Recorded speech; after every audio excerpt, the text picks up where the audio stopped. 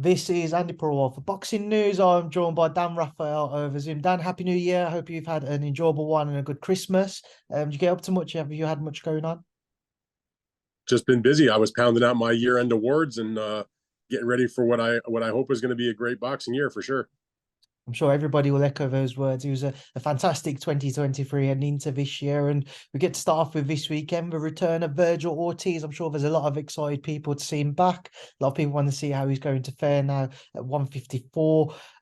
Big favourite with his fight with Mr. Lawson. What do you hope to see, though, from this fight and from Virgil? I just want to see him get in the ring, to be honest. See a healthy Virgil Ortiz get in the ring and do what he does best, which is get in there and fight, knock people out. And good luck to Frederick Lawson. He's taking a gamble also. Uh, this is the first real show of consequence of the calendar year, so hopefully things get off to a good start.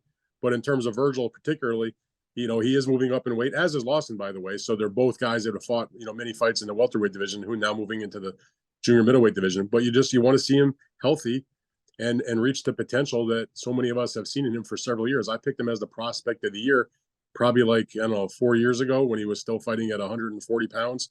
And, he's done nothing wrong in terms of his in the ring activities. It's just he's had various physical issues that have prevented him from having a consistent schedule. He hasn't fought since August of 2022. I know many of us were looking forward to seeing him in the ring against Amanta Stanionis. That was scheduled 3 different times and then ultimately canceled. It was postponed twice, once because of Virgil's physical issue, another time because Stanionis had a problem, then canceled altogether when Virgil had, dehydrated himself and fainted during the fight week, and it was canceled altogether. So that's been a real bummer. Neither one of these guys has fought since then. And say, what do you want to see? I want to see healthy Virgil Ortiz in the ring and making waves in his new weight class. Dan, obviously, Virgil's going to have those aspirations to try and win a world title at 154 now. Do you believe that at some point this year he could challenge for one of those titles, depending on obviously how he all ends up with Jamal? Well, I mean, it depends. Obviously, Jamel had the 4 belts. He's down to 2 now. We'll see what he does in terms of the other belts. I mean, the WBA. I've been in touch with them, and they've sent him a letter to ask him to tell them what he plans to do. I think most people believe he's not going to defend that title. Therefore, they'll order the mandatory. Between the 2 leading contenders, then they'll fight for the vacant title. But Virgil, if he wins, absolutely, because of his ability and his high ranking that he'll achieve, he'll be in the picture because he'll bring money to the table. Golden Boy is his promoter; they have a good TV deal, and they bid a lot of money to do the Stanionis fight. It's not like they don't have the wherewithal to put on a significant fight. And Virgil, of course, is one of their most important fighters in their stable. He's been inactive, but that doesn't mean anybody's given up on the guy. So yeah, the short answer to that question is absolutely. Beterbiev Smith taking place next weekend. Dan, big fight. Everybody's looking forward to it. A lot of talk. Is the timing right on Callum's behalf? Is Artur Beterbiev going to make it another knockout added onto his record? What do you expect to see next week in Canada? Well, I'm sort of like we were talking about with Virgil. You just want to see the fight happen because this is now a few months later than it was supposed to take place because of the issue that Beterbiev had with he had a dental problem. He had a surgery on he had an infected bone in his jaw, and it delayed this fight for a few months. So hopefully everything is smooth and there's no crazy things that happen between now and when this fight's supposed to take place. But that's a good matchup. I mean, Beterbiev has established himself as the champion in the weight class. He's got 3 of the belts. He's the only fighter in the entire sport that has won all of his fights by knockout with that perfect knockout percentage. And it's not like he's acquired that knockout percentage against a bunch of nobodies. He's fought a lot of good fighters during the course of his career. Callum Smith is going to be another good opponent that he fights in his career. And Callum has, been a top fighter for a long time himself. And now, in a weight class that he doesn't have a lot of experience in, but he's a good boxer. And, to me, it's a matter of, can Callum Smith stay away from that big power punch for 12 rounds? It's hard to do. Even when Beterbiev has been taken deep into fights, he's somehow come up with that big one punch and been able to knock his opponent out. And it's a good matchup, definitely. And as far as what will happen, they're fighting in a place where Beterbiev is going to be the big crowd favorite. Callum's, give him credit for traveling to the other guy's home turf, so to speak. He did it when he fought Canelo Alvarez. That didn't work out so well for him. He lost every single round of that fight. I'm not sure he can take the punching power of Beterbiev for 12 rounds, but by the same token, it's not like Beterbiev doesn't get hit. And Callum Smith, to me, is an underrated puncher. So to me, it's, who can deliver the big punch first and take control of that fight. Dan, obviously, there's a lot of talk about what will happen for the winner of that fight. Now, we know Dmitry Bivol has mentioned his 2-fight agreement. Obviously, the first of those was Lyndon Arthur out in Saudi Arabia. And by all indications, it's moved towards an undisputed bout with the winner of next weekend out in Saudi as the second part of that. Do you know the ins and outs of that deal? Do you know if Beterbiev or Smith have had those discussions with representatives out in Saudi Arabia? Can you fill us in on that? Well, to the best of my knowledge, from what I'm told, 100% Dmitry Bivol has signed a contract stating that he will fight Beterbiev in the next fight. That's the they've worked. That's not a matter of now subject to debating how much money is there. This is about we have a deal and we're going to do the fight. The question is whether Beterbiev can win against Callum Smith, or I should say not lose. I think a draw would still make it possible, the same way that was sort of the language when it came to the Deontay Wilder Anthony Joshua deal that is no longer taking place. In any event, subject to that happening with Beterbiev, they would still have to make a deal with the Saudis to make that fight come to fruition. But if you are his team, and Top Rank has done business with them before, because of course they're very heavily involved with what goes on there because of their co-promotion of Tyson Fury. When Bob Arum and Todd DeBuff, who are the top executives at Top Rank, went to Saudi Arabia for the Tyson Fury Francis Ngannou fight in October, they spoke in person with Turki Al-Sheikh about the possibility of that fight. And that was they didn't have, I don't think, an actual negotiation about it, but it was described to me as a very positive conversation.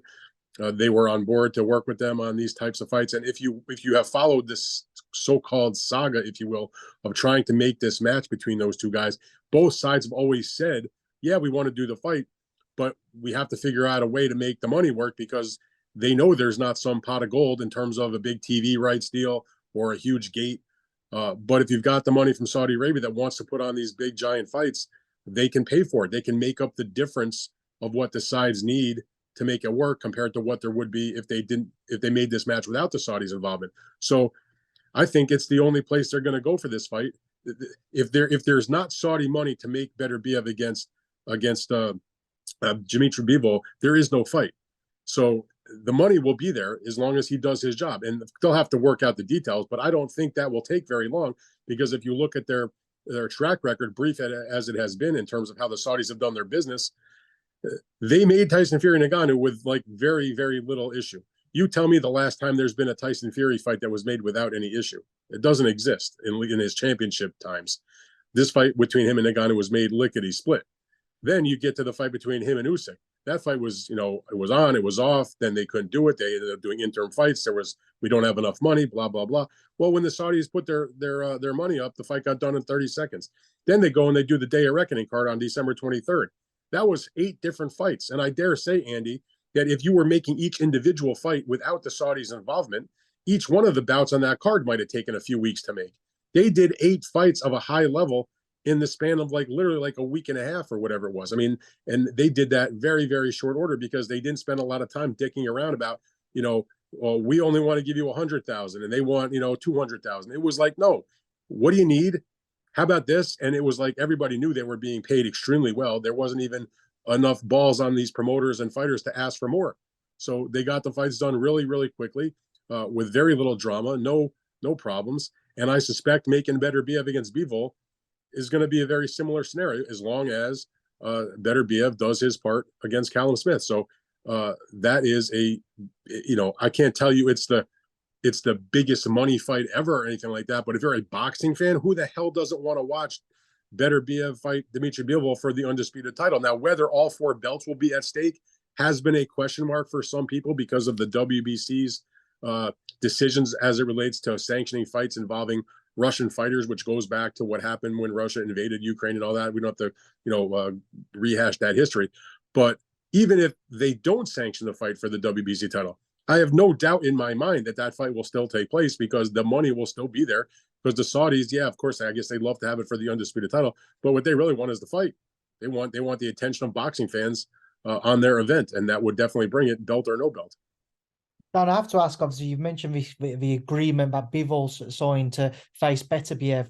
Why only sign, or why would you think he'd only sign to say face Beterbiev as opposed to maybe signing an agreement which would be he would face the winner of that fight? So having Smith's name written into the contract. From my understanding, that is not the case. That's not to say that it can't happen in the future, but I think most people, it's not, it's not a disrespect to Callum Smith. I think anybody that knows boxing knows Callum Smith's a hell of a fighter and certainly has a chance to win the fight. But the fight in the weight class, and it has been the case for a few years, as long as both Beterbiev and Bivol, who've been champions for quite some time, that's the fight that has been sort of on the mind of boxing fans in the light heavyweight division. Callum's only had a couple of fights in the division, and it's not as sexy, let's say, as a matchup. So that's not to say that if Callum Smith wins, that they can't quickly make that deal. If you listen to the comments that Eddie Hearn was making following the Bivol victory on December 23rd, because he's involved with Dmitry, but of course he also is the promoter for Callum Smith. His point was, look, we know that the Beterbiev fight is sitting out there, but we think there's going to be a different outcome, and our guy Callum Smith's going to win, and then hopefully we can make that fight. So again, my understanding is that the Bivol team signed for Beterbiev, and knowing the Bivol team as I do, if Callum Smith is the winner and he wants to do the fight and the Saudis want to fight, I have zero doubt in my mind that Bivol will step up and fight him also. It's not like he's looking to duck Callum Smith and wants to fight Beterbiev. It's just that the Beterbiev fight was the one that was presented in terms of the actual agreement. Again, that's the best of my knowledge. And moving forwards once again, something which was announced a matter of hours ago. Everybody kind of knew it was happening. The Teofimo Lopez and Jermaine Ortiz fight. It's a fantastic fight. I'm from the UK. I'm not much of an NFL fan, but I've seen the tweets about Super Bowl weekend taking place a matter of days after that. So yeah, just your thoughts on this return fight for Teofimo and Jermaine. Well, there is no bigger sports event, at least in our country anyway, and in a lot of places, I think around the world maybe. But certainly in the United States or North America anyway, the Super Bowl is the big sports event. It's the biggest viewed television program in the world on at least again in the United States, I should say, on an annual basis. Like it literally will bring in on Super Bowl Sunday 9-figure viewership, close to it anyway, 100 million plus viewers for sure. And the city of Las Vegas hosts huge events, and to take a sporting event like this fight, sort of like what they did with Top Rank and ESPN.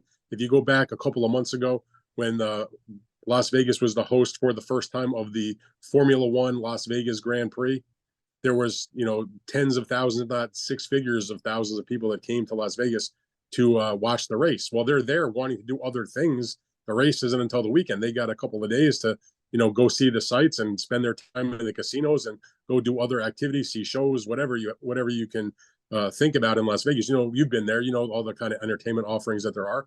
Well, if you bring in and you put the boxing match on a Thursday before Super Bowl Sunday, and the city is flooded with sports fans, and knowing Top Rank, they price their tickets generally very affordable, and they've got a great venue in the Mandalay Bay, that you have to think there'll be quite a few people that will say, hey, we're in Vegas, let's go see the boxing match. I mean, there's a lot of football fans that love boxing. I know that for sure, and vice versa.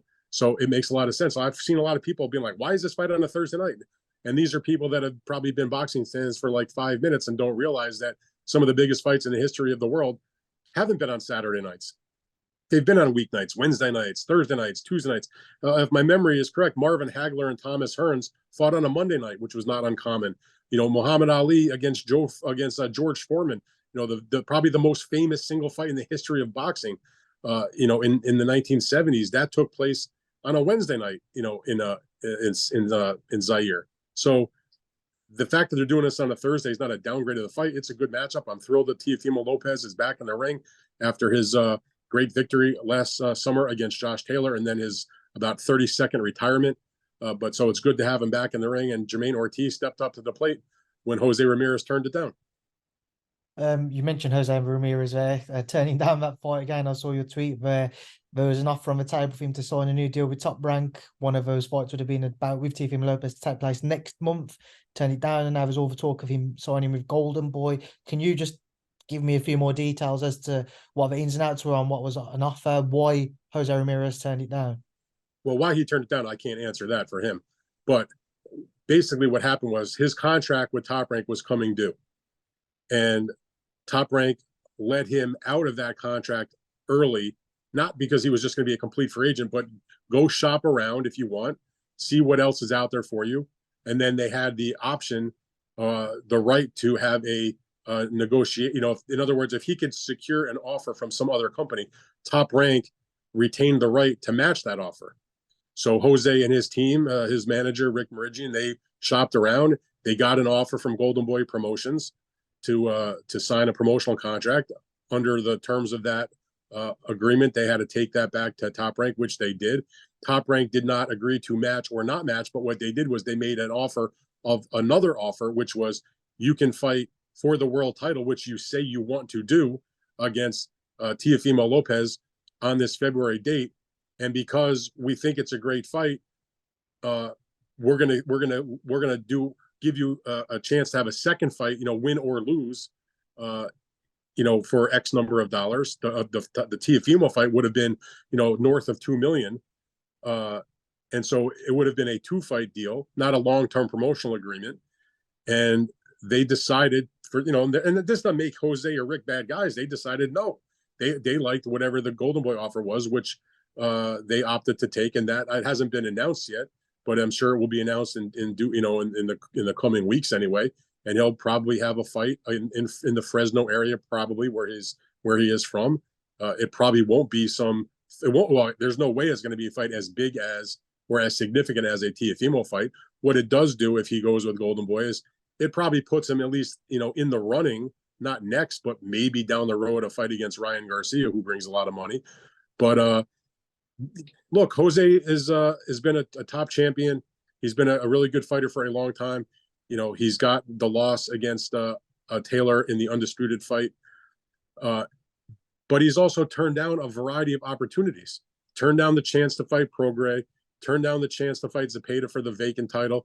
Now he's turned down Teofimo Lopez. Okay, so go do your thing. And in the meantime, Teofimo's back in the ring. He's not going to hold up his career because Jose Ramirez won't fight him. He's going to take on Jermaine Ortiz, who really is a guy that made the best of a great opportunity. When he was offered the chance to fight Lomachenko, he gave a great effort.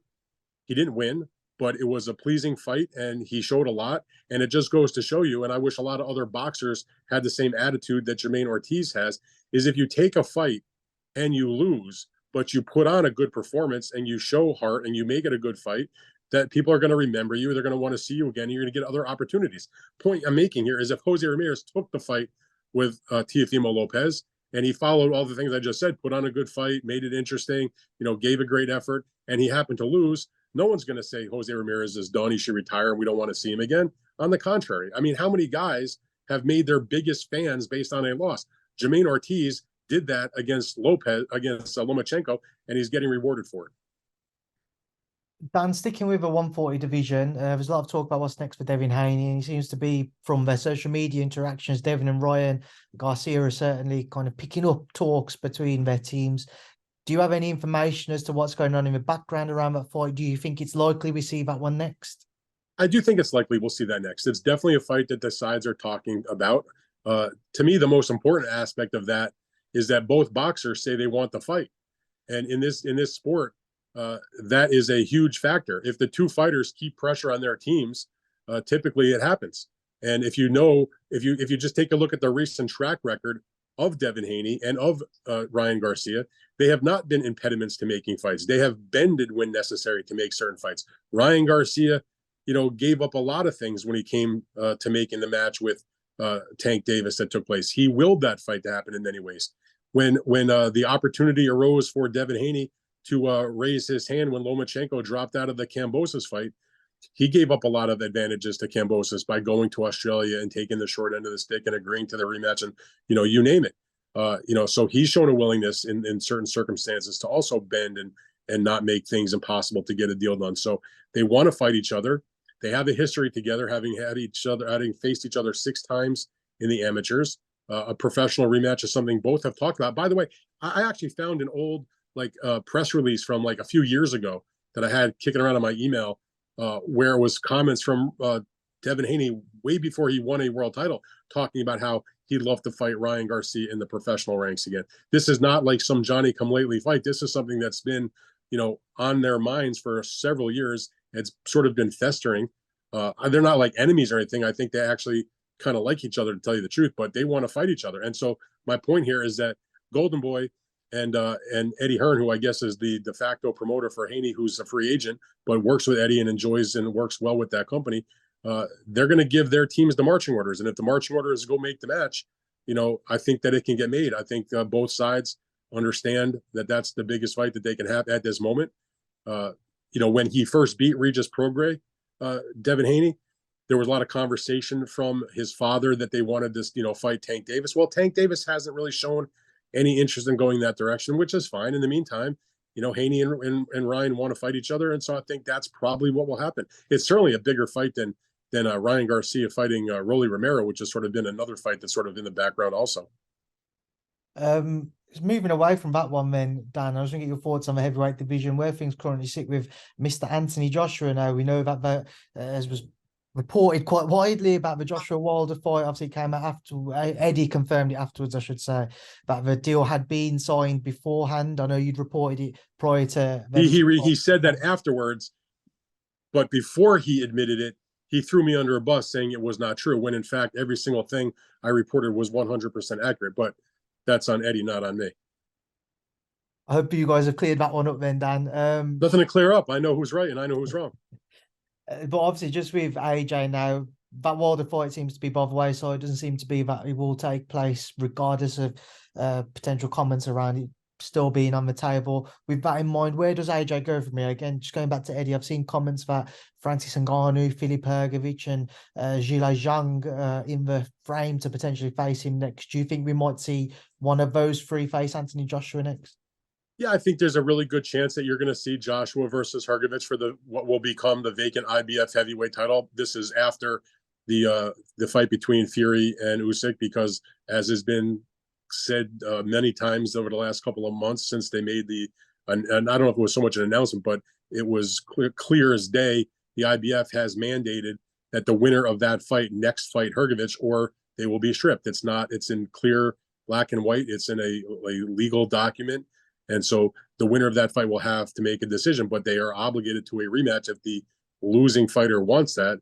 And so therefore, the likelihood of the money on the table for that rematch is going to be far greater than defending against Hrgović, which would still be a pretty good fight, but it's not even close to the level of public interest and money and hoopla and all that. So yeah, most likely that fighter will vacate the IBF title, and the next up would be Filip Hrgović against Anthony Joshua. Now, you mentioned some other names. Now, the caveat to all that is that's what the IBF has ordered.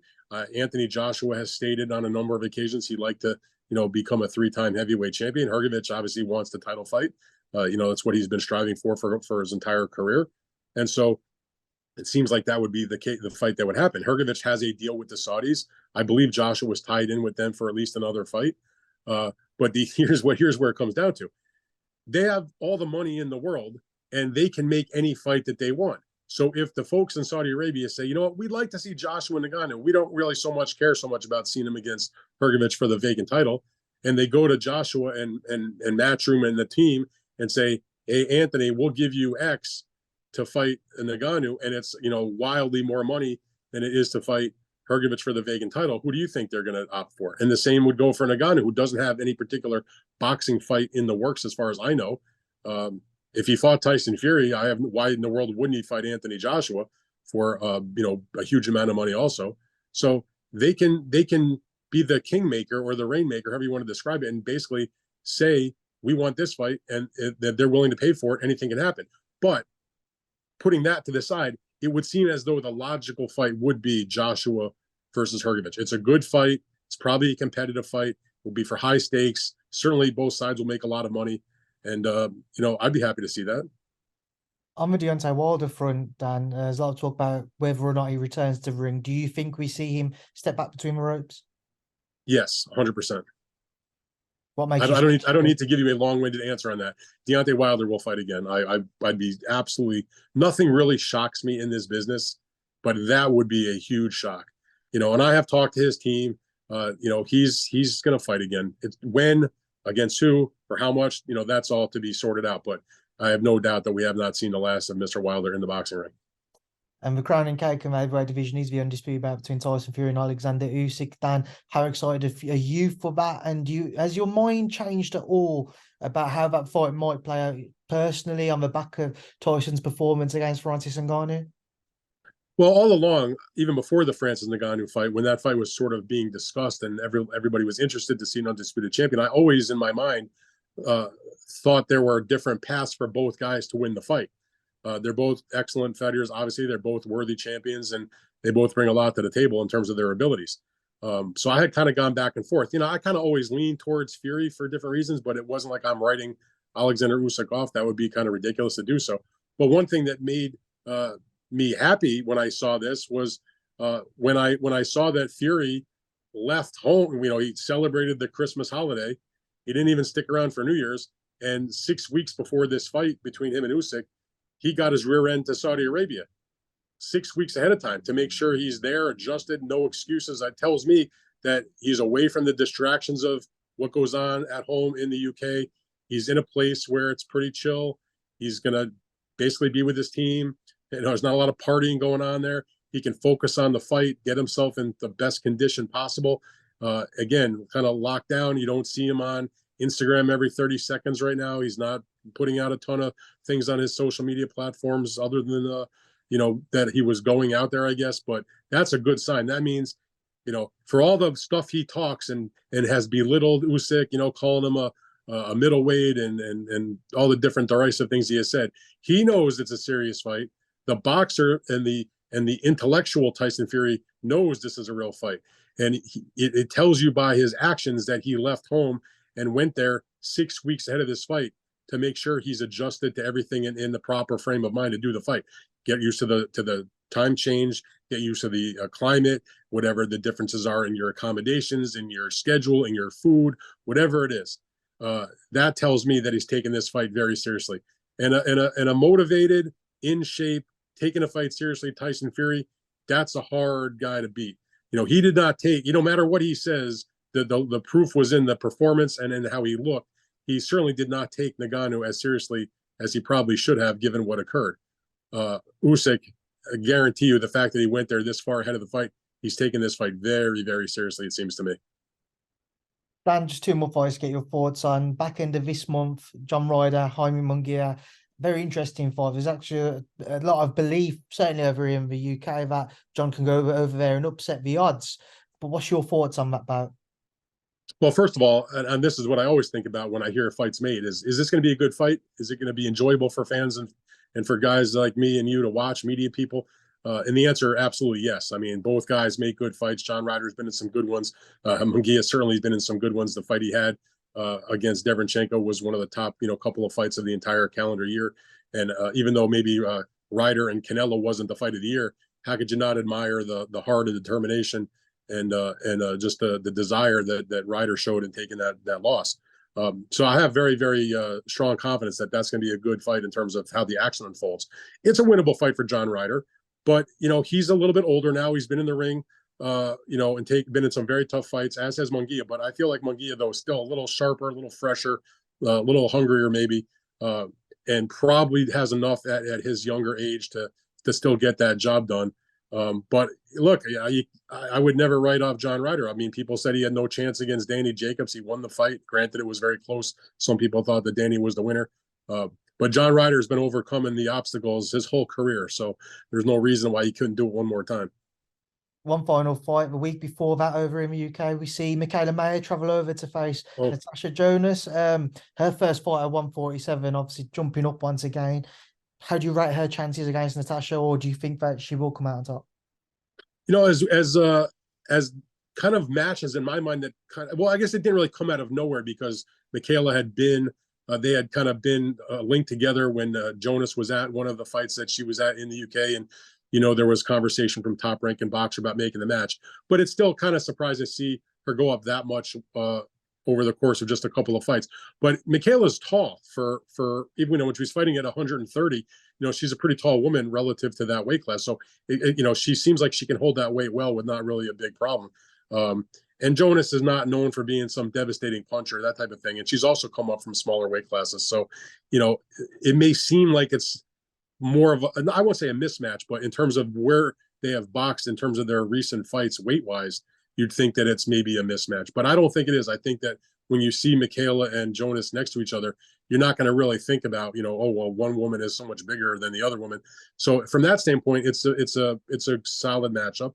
They both obviously have great backgrounds of being Olympians and experience level and having been in, pretty big world title fights. And Michaela has, fought overseas. She's not fearful of fighting in the UK. Matter of fact, you'd have to double check, but I want to tell you, this is maybe like going to be her, fourth fight in a row that's taken place in England. So it's not like she's afraid to travel, or I think she's actually probably made some fans over in the UK over the last couple of years. She's been, doing some pundit work on Sky and all. But when it comes down to the bell ringing, it's a hard fight to pick. I see absolutely ways that both of these women can win the fight. I can't really make a strong favorite one way or the other. I see them both as good boxers. I don't see either one of them as, big punchers. I think it can be a nip and tuck kind of fight. And, around here, around there might swing it. Dan, we'll leave that there now and leave you to enjoy what's left of your day. Thank you for speaking to me, and I'll speak to you again soon. Andy, always a pleasure. I appreciate it. Thank you.